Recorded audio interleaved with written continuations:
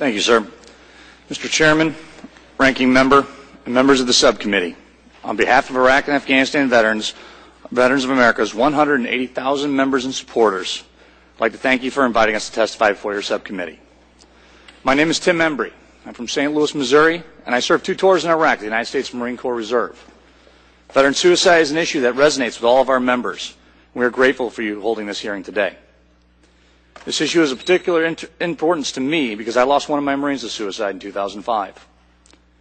Last year, more U.S. service members died by their own hands than in combat in Afghanistan. Most Iraq and Afghanistan veterans of America, our veterans, know a fellow warfighter who has taken their own life since coming home. As the suicide rate of our service members and veterans continues to increase without any signs of abating, we must acknowledge that suicide is only one piece of the mental health epidemic plaguing our returning warfighters. Left untreated, mental health problems can and do lead to substance abuse, homelessness, and suicide. For a veteran considering suicide, the act of reaching out to those close to them can often seem overwhelming. The act of a simple anonymous call to the VA's National Suicide Prevention Lifeline might be enough to save the life of a veteran who is struggling, feeling alone and hopeless. IAVA proudly supported the Joshua Omvig's Veteran Suicide Prevention Act, which established this important hotline. And we are encouraged to see some of the new programs the VA has implemented to help returning veterans. The heavy stigma associated with mental health care stops many service members and veterans from seeking treatment. More than half the soldiers and Marines in Iraq who tested positive for psychological injury reported concerns that they'd be seen as weak by their fellow service members. To end the suicide epidemic and forever eliminate the stigma associated with combat stress, the VA and DoD must declare war on this problem. They must launch a nationwide campaign to combat stigma and promote the use of DoD and VA services, such as the Vet Centers and the National Suicide Prevention Lifeline. This campaign must be well-funded, research-tested, and able to integrate key stakeholders such as veteran service organizations and community-based nonprofits. Through our own historic public service announcement campaign with the Ad Council and the help of some of the world's best advertising firms, IAVA has learned a lot about stigma busting and veteran outreach campaigns. Millions of Americans continue to see our uncomplicated yet iconic PSAs, such as the one featuring 2 young veterans shaking hands on an empty New York street. These TV ads are just one component of this groundbreaking campaign. They are complemented by billboards, radio commercials, and web ads, which have blanketed the country and touched countless Americans. This cutting-edge campaign directs veterans to an exclusive online community, communityofveterans.org. This exclusive community shows our nation's new veterans that we've got your back. Once inside the community of veterans, these vets are directed to a wide range of mental health, employment, and educational resources, operated by private nonprofits and the Department of Veteran Affairs. This campaign is an example of the innovation coming out of the VSO and nonprofit communities, which the VA should treat as an asset. Innovative, aggressive outreach programs like this should become part of the new VA culture, and they can fuel inject outreach efforts. IAVA is learning what works, and we want to share our knowledge.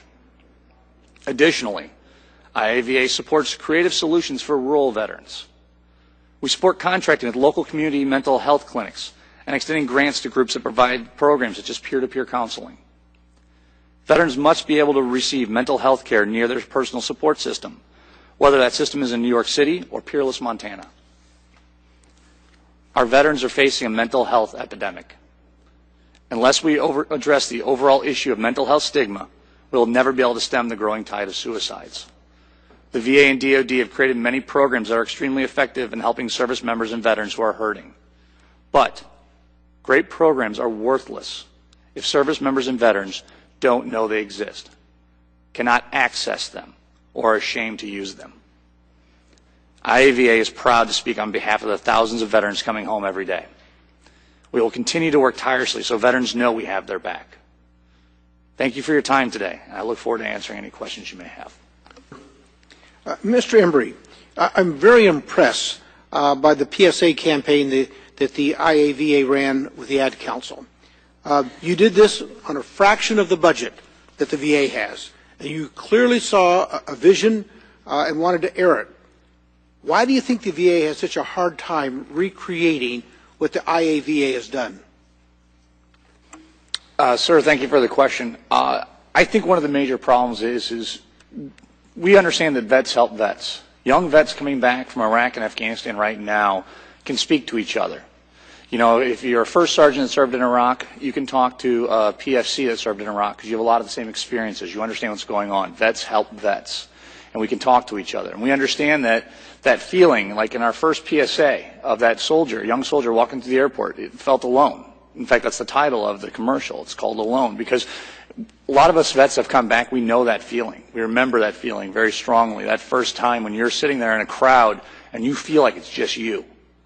And we can speak to that. And we also understand what it's like when another veteran comes up and shakes your hand or just talks to you, how all of a sudden the world comes alive again. You feel a part again. You feel a part of something bigger. I think the VA for too long has been dealing with issues that have affected past generations. And they haven't recognized that those issues are affecting this new generation of veterans just in different ways. And we're dealing with them in different ways. So I think that the VA is treating some of the old problems and not recognizing that those are the same problems just in different forms now. So I think the VA needs to reach out to the veteran service organizations such as Iraq and Afghanistan Veterans of America, Student Veterans of America, and some of the other larger veteran service organizations to talk to the newer vets and to find out what's affecting us. Because I remember when I saw that VA, the VA PSA, it was about 2 o'clock in the morning. I think I was actually one of those nights where I couldn't sleep because I came back from a deployment. And I had no idea what was going on. There was a bunch of World War II memorabilia around, and Lieutenant Dan from Vietnam with Forrest Gump was talking to me. That didn't speak to me. It didn't make any sense to me. But when I see two young veterans, walking up to each other and shaking hands, and the world coming back to life, that made sense to me. That hit me. I understood what was going on with those guys. The IAVA has secured $50 million in donated media, reaching millions of veterans and their families. What lessons learned can the VA gain from your experiences in creating a new energy and new support? Maybe you've just mentioned it.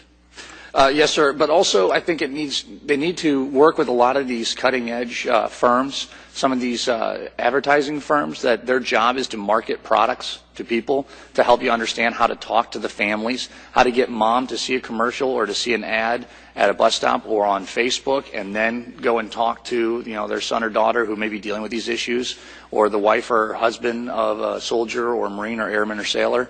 So I think it has to be more than just we put ads on a bus. I mean, if you've seen the VA ad on the bus, it's very hard to read. There's a lot of words, and unfortunately buses are mobile. So trying to read the small print is very hard to catch. So I think that the need to listen to the private side and also the nonprofit world and find out what works. How do you get to your customers? How do you get to your members? And one last one to you, Mr. Embree. What actions can the DoD do to facilitate the VA's mission to prevent suicide?